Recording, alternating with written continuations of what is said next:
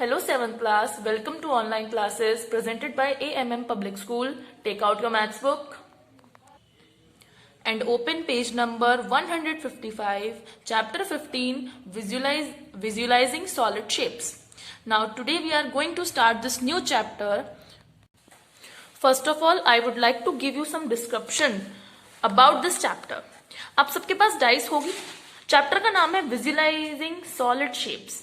It means हम solid shapes जैसे कि होती है क्यूब, क्यूबॉइड, सिलेंडर, स्फीयर, कोन, पिरामिड, ये सब होती हैं सॉलिड शेप. लाइक दिस एक एग्जांपल है आपका मैच बॉक्स. ये एक सॉलिड शेप है. देखिए इसको, ये क्या बनाती है? एक क्यूबॉइड. क्या बनाती है? क्यूबॉइड. आपने पहले पढ़ा होगा स्क्वायर, रेक्टेंगल, सर्कल, वो सब होती हैं planes 2D dimension figures, plane figures या फिर 2D डायमेंशंस. और इन फिगर्स को जिसमें इसमें इसकी लेंथ भी होती है, ब्रेड्थ भी होती है एंड इसकी हाइट भी होती है, तो इनको हम कहते हैं 3D फिगर्स. कौन सी figures? 3D figures like cube, cuboid, cylinder, sphere, cone and pyramid. आप सबके पास घर पर डाइस होगी. आप उसके साथ लूडो भी खेलते होंगे. तो वो लूडो भी एक क्यूब क्या बनाती है? क्यूब, क्यूबॉइड या सिलेंडर. आप उसकी शेप को देखिए, क्या बनता है वो? क्या वो इस तरह दिखती है? नहीं. क्या वो ऐसी दिखती है? नो. वो दिखती है क्यूब जैसी, क्योंकि वो एक क्यूब है. ओके. अब मैं आपको बताऊंगी कि इन शेप्स के क्या क्या पार्ट्स होते हैं. इनके पार्ट्स होते हैं faces, edges and vertices. What are vertices and what are faces, edges? ये हमारा एक क्यूब है. इस क्यूब का ये पूरा प्लेन, वेट, ये पूरा प्लेन क्या कहलाएगा? इसका फेस. इस फिगर का ये पूरा क्या कहलाएगा? प्लेन. इसका पूरा ये फिगर क्या कहलाएगा? प्लेन. इसका एज, जो इसकी ये लाइन है लुकिंग, ये क्या कहलाएगी? इसकी एज. एज मतलब किनारा. वर्टेक्स, जो इसकी कॉर्नर है, this like this types of corners, क्या कहलाएंगे? ये वर्टेक्स. व्हाट? वर्टेक्स. तो आपको मैंने बताया किसी भी एक फिगर के वर्टेक्स, एजेस और face. Okay. Now let's start the exercise. Take out your exercise 15A. Question number 1. Dice are cubes with dots on each face. Opposite faces of a dice always have a total of 7 dots on them. इन्होंने बताया है कि एक dice जो होती है are cube, वो एक क्यूब होती है. जो मैंने आपको पहले बताया था, डाइस क्या होती है? क्यूब होती है. और जो उस पर नंबर्स होते हैं, जब आप किसी डाइस को होल्ड करेंगे, मेरे पास डाइस नहीं है लेकिन मैं एग्जांपल, आपकी डाइस में इतनी ही साइड्स होती हैं. किसी पे 1, किसी पे 6, किसी पे 5, किसी पे 2, किसी पे 4, किसी पे 3, अप टू 6 तक नंबर्स होते हैं. तो उस डाइस का बनाने का एक प्रोटोकॉल होता है. प्रोटोकॉल ये होता है कि opposite faces of a dice, मतलब ये इस डाइस का ऑपोजिट कहाँ हुआ? ये उल्टा. इन फेसेस पर जो नंबर्स होते हैं, सपोज इस पर 3 है और इस पर 4 है, always have a total of 7 dots on them. अगर आप इनकी ऑपोजिट साइड पे जो डॉट्स होते हैं उनको प्लस करेंगे, मतलब यहाँ 3 है और यहाँ 4 है, आप इनको प्लस करेंगे तो ये ऑलवेज 7 होता है. आप चेक कर लीजिए अपने डाइस में. 1 के पीछे हमेशा 6 होता है. 5 के पीछे हमेशा क्या होगा? 5 के पीछे हमेशा, बताइए क्या होगा? 5 के पीछे 2 होगा, तो क्योंकि 5 + 2 7. 3 के पीछे क्या होगा? 4, बिकॉज 3 + 2, 3 + 4 = 7. तो जो डाइस होती है उसके जो ऑपोजिट साइड्स होते हैं, उनका जिन पे जो डॉट्स होते हैं उनके सम हमेशा कितना होता है? 7. तो हेयर आर 2 नेट्स. नेट्स किनको कहते हैं? इनको. नेट्स मतलब होता है ये डाइस को खोल दिया गया है. डाइस को खोल दिया मतलब मैं इसको अगर इसको इस तरह से, अगर मैं इसको यहां से अलग कर दूं तो ये एक खुल जाएगी. आप जैसे खोल सकते हैं, खुल जाएगी. तो इसका नेट बन जाएगा. The number inserted each square indicate the number of dot in that box. हमें ये एक इन्होंने नेट दे दिया है और इन्होंने हमें नंबर्स दे दिए हैं. अब हमें इससे एक डाइस बनानी है. क्या बनानी है हमें, इससे डाइस बनानी है। तो अब हमें जो डाइस बनानी है, हम जानते हैं कि डाइस बनाने के लिए क्या प्रोटोकॉल है कि जो उसके ऑपोजिट साइड्स में नंबर आएंगे वो क्या होंगे, बताइए क्या होंगे, उनका सम क्या होगा, ऑलवेज 7। देखिए लिखा भी हुआ है insert suitable number in the blank. हमें इसमें वो नंबर्स लगाने हैं कि अगर हम डाइस बनाए तो वो नंबर्स ऐसे आए कि उनका जो सम होगा वो क्या होगा, 7. Remembering that the number of the opposite face should be total to 7. मैंने आपके लिए ये इस तरह की है, देखिए देखिए ये इस तरह की फिगर है। अब हमें इससे क्या बनाना है, एक डाइस बनाना है, और कंडीशन क्या होती है, प्रोटोकॉल क्या है कि इनके ऑपोजिट साइड्स का सम हमेशा 7 आना चाहिए।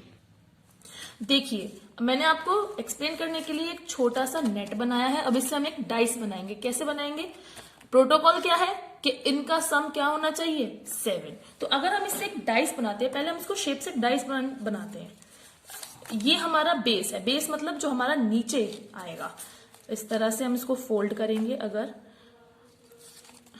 देखिए इसको इस तरह से फोल्ड किया, इसको ऐसे रोटेट किया, इसको ऐसे किया, और ये ऊपर से, और दिस इज द फ्लैप, इसको हम इस तरह से फोल्ड करेंगे तो ये डाइस की शेप देख रहे हैं आप लोग, ये हमारी एक छोटी सी डाइस की शेप में आ गया है। तो अब हम, कितना इजी काम हो गया हमारे लिए। अब यहाँ के ऑपोजिट साइड पर क्या आया, 2, 5 के ऑपोजिट साइड पर 2 आया। अब इसी तरह से जो हमारे ब्लैंक पेजेस है उनको हम पूरा करेंगे। हमारे पास ये 4 है, 4 के ऑपोजिट साइड, इट मींस इसके ऑपोजिट साइड पर क्या आना चाहिए कि इनका सम 7 हो जाए, बताइए, 3। क्या आना चाहिए, 3। तो इस पर हम क्या लिखेंगे, 3। ऑलमोस्ट हमारी डाइस कंप्लीट हो गई है। अब हमें पता है हमारे पास 6, 3 भी है, 2 भी है, 4 भी है, 5 भी है, 6 भी है। अब बताइए क्या रह गया, 1। तो यहाँ पर ऑब्वियसली 1 आएगा। तो हमारी जो डाइस है इसका नेट जो है इस तरह से पूरा होगा। This is your answer. Okay, now next second question, second इसी का पार्ट है। इसमें आपको इसी तरह का एक नेट दे रखा है, आपको डाइस बनानी है, प्रोटोकॉल सेम है। इनका सम क्या आना चाहिए, 7। क्या सम आना चाहिए, 7। तो हम इसको डाइस में बनाने की कोशिश वो करेंगे, इस तरह से, इस तरह से। ये सब आपको कहीं पर एक्सप्लेनेशन के लिए मैंने आपको ये यूज करके दिखाए हैं, ताकि आपको एक्सप्लेन ठीक से हो कि क्या है, डायमेंशन क्या होता है, मैम क्या बता रही हैं। तो ये आपको माइंड में ही करना है। ओके, प्रोटोकॉल याद रखिए, माइंड में कीजिए, और ये पूरा क्वेश्चन आपका सही हो जाएगा। अब देखिए, जैसे कि ये शेप थोड़ी ठीक नहीं आ रही है, छोटा हो रहा है। ये देखिए, ये 3 है, 3 के ऑपोजिट साइड पर क्या आना चाहिए कि इनका सम 7, टोटल एडिशन इनका 7 हो जाए, बताइए, 4। Very good, let's write here 4। Next, अब दोबारा हम इसको करेंगे। तो अब देखिए हमारा इधर भी ब्लैंक है, इसके ऑपोजिट साइड पर क्या है, 1। 1 के ऑपोजिट साइड पर क्या आना चाहिए कि जो इनका सम 7 हो जाए, बताइए, ऑब्वियसली 6। ओके, अब आप देखिए 1 भी हो गया, 2 भी हो गया, 3 भी हो गया, 4 भी हो गया, 6 भी हो गया, क्या बचा, 5। इस तरह से हमारी पूरी डाइस कंप्लीट होगी। ओके, नाउ क्वेश्चन नंबर 2 बहुत इजी क्वेश्चन है। Match the nets with appropriate solids. यहाँ पर आपको मैचिंग दे रखी है, मैंने इसके आंसर्स डायरेक्ट लिखे हैं, बुक में आपको नंबरिंग डालनी है या आप सीधा आंसर लिख सकते हैं। हमें ये क्यूब दिया है, हमें बताना है कि इसका नेट क्या होगा, मतलब इसको अगर हम पूरा खोल देंगे तो कैसे फ्लैप्स बनेंगे, लाइक दिस। खोलिए इसको, कितने एजेस हैं, 1 2 3 4 5, ऊपर 7 8, इस तरह से आपके एजेस खुल जाएंगे। This is the right answer. Second, this is the cylinder, इसको आप क्यूब बोलेंगे, इसको सिलेंडर। फर्स्ट पेज पर मैंने आपको डिस्क्रिप्शन में ही बताया था। तो सिलेंडर का नेट किस तरह बनेगा, like this. Okay, third question, this is a cone, cone का नेट कैसे बनेगा, लाइक दिस। कोन का ये सर्कल अलग कर दिया और ये इसका पूरा स्लैंट पार्ट अलग कर दिया, लाइक दिस। ये क्या है हमारी फिगर,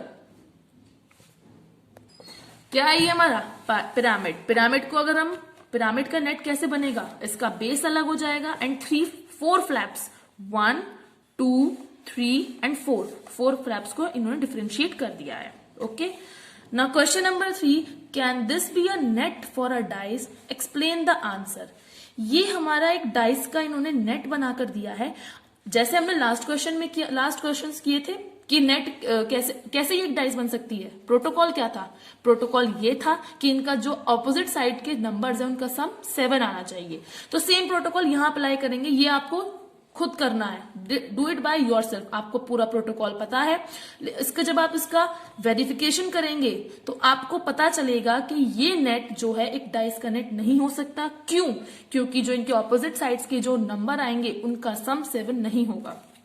सो हम एक्सप्लेनेशन में लिखा है no, because one pair of opposite face will have 1 and 4। एक तरफ का 1 ऑपोजिट साइड पर 1 और 4 आएगा जो कि 5 होगा, 7 होना चाहिए, तो ये गलत हो जाएगा। On them whose total is not 7 and another pair of opposite faces will have 3 and 3 on them. It means वो 6 हो जाएगा, तो वो भी हमारा पॉसिबल नहीं है, 7 होना चाहिए। Whose total is also not 7, तो ये हमारा एक डाइस का नेट नहीं बन पाया। लेकिन इसको आप एक बार एक्सप्लेनेशन बेशक यहां से लिख लीजिए, लेकिन एक बार आप घर पर जिस तरह से मैंने आपको एक्सप्लेन किया था उसको ट्राई कीजिएगा, आपको और ज्यादा क्लियर होगा। क्वेश्चन नंबर 4 है state whether true statements are true और फॉल्स। ये आपको बुक डिस्क्रिप्शन में मैंने आपको पूरा एक्सप्लेन किया है। फर्स्ट ऑफ ऑल आपको अपने आप ये क्वेश्चंस करने हैं, उसके बाद you have to see them. Okay, the exercise 15.15a is completed. Do it by yourself, practice the questions. Thank you, have a good day.